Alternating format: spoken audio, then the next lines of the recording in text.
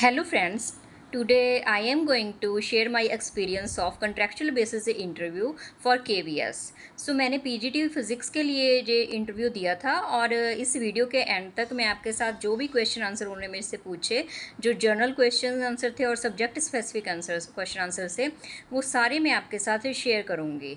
So first of all इस interview के लिए हमें जब इंटर करना है उसके रूम के अंदर, तो I took the permission that may I come in sir. जब उन्होंने बोला yes come in, then I went in to the room and sit on the seat, taken the seat, because उन सीट लेने के लिए भी वो खुद ही बोलते हैं, उसके पहले आपको नहीं बैठना होता। जब वो बोलें तो आप बैठें और आप उनको से थैंक यू। ओके, देन उन्होंने मुझे फर्स्ट क्वेश्चन जो पूछा, इंट्रोड्यूस यूर सेल्फ।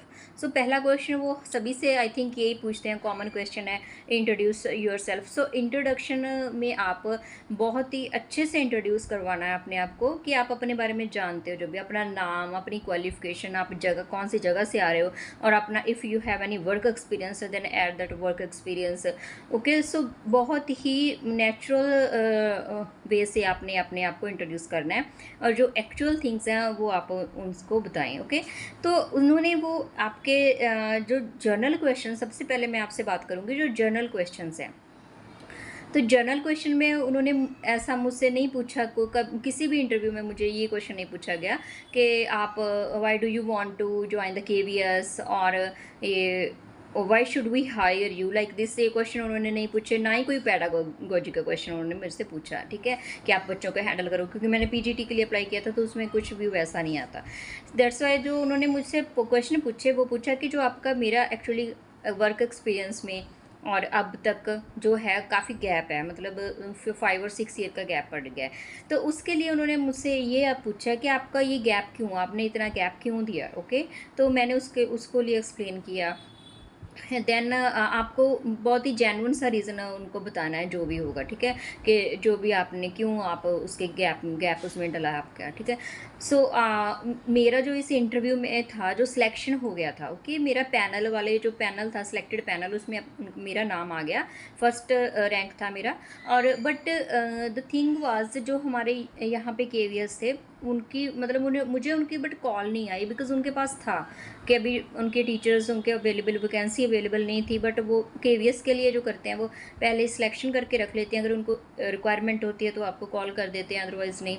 तो same thing happened with me, मेरे साथ वैसा ही हुआ। ओके, बट मेरा मैंने इंटरव्यू क्रैक कर दिया था और मेरा सिलेक्शन हो गया था, फर्स्ट मेरा रैंक आ गया था। ओके, तो जो उन्होंने मेरे से क्वेश्चंस पूछे वो ये थे। सबसे पहला क्वेश्चन उन्होंने मुझे पूछा कि सबसे पहले क्वेश्चन पूछने के लिए वो क्या कह रहे हैं, पहले वो आपको प्रेफरेंस देते हैं केवीएस इंटरव्यूज़ में, जहाँ तक मैंने मतलब देखा है, वो आपको प्रेफरेंस देते हैं कि आपको कौन सा टॉपिक अच्छे से आ रहा है, ठीक है।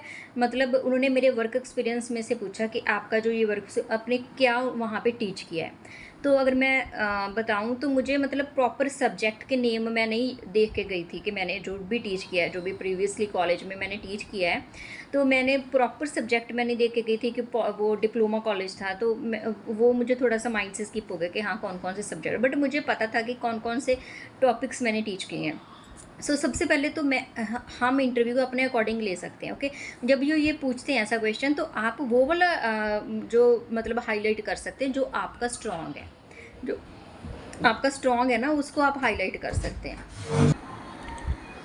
उन्होंने मुझसे ये पूछा कि आपने क्या टीच किया। मैंने बता दिया कि मैंने जो है यहाँ पे क्वांटम मैकेनिक्स टीच किया हुआ है। Okay, then classical mechanics and electromagnetism. तो फिर उन्होंने मुझसे पूछा कि आपका कौन सा फेवरेट टॉपिक है, जहाँ आप किस में से आंसर करना चाहोगे, आपने क्या प्रिपेयर किया है, उन्होंने ये मुझे क्वेश्चन किया। तो I selected electricity and magnetism. तो मैंने उनको बोल दिया। तो उनका जो फर्स्ट क्वेश्चन था वो था कि इलेक्ट्रिसिटी और इलेक्ट्रोस्टैट में क्या डिफरेंस है, can you differentiate between them.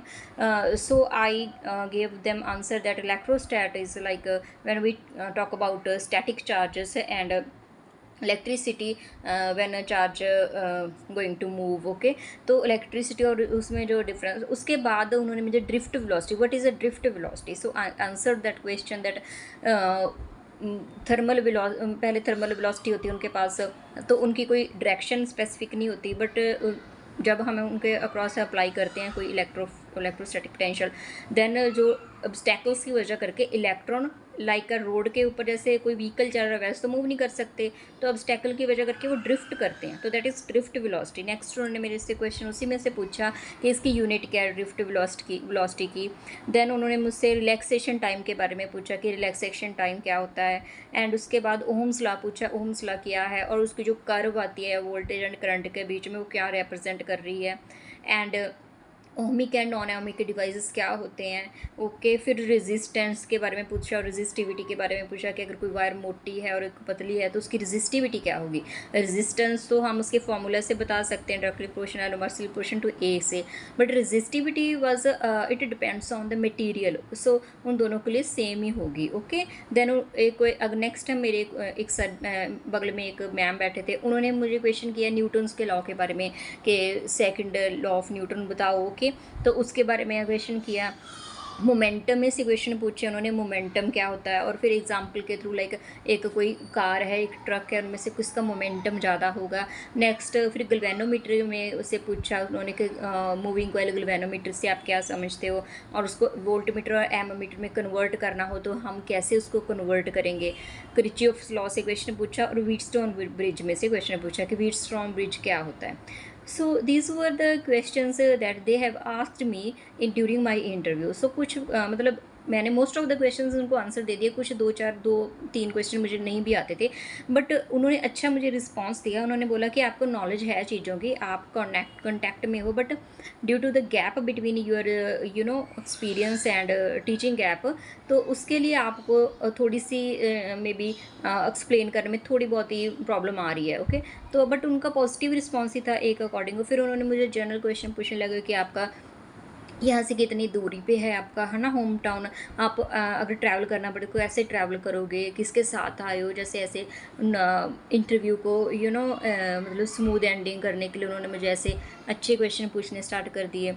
और फिर आपका बेटा कितना बड़ा है, मतलब बच्चे के बारे में उन्होंने मुझे पूछा, मतलब नॉर्मल क्वेश्चन पूछे उन्होंने मुझे, है ना। फिर वो आप ट्यूशन देते हो या नहीं देते हो, और जो गैप है आपने इतना गैप क्यों रखा, फिर मैंने उसके आंसर अकॉर्डिंगली दे दिए, जो मेरा मतलब सिचुएशन थी उसके अकॉर्डिंग मैंने आंसर दे दिया। तो वो उन्होंने बोला ओके, एंड देन मेरी सिलेक्शन हो गई थी पैनल में।